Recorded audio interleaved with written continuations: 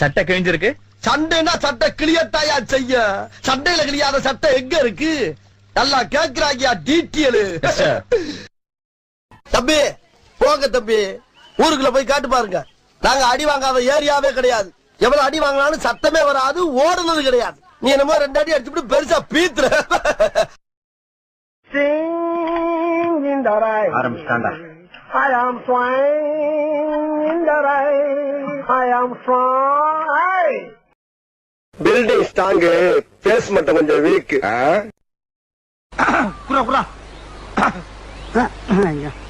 அருவாளா? அருவா அப்ப தேவைப்படாது, தேவைப்பட்டா பின்னால வாங்கிக்கிறேன். இது அப்படி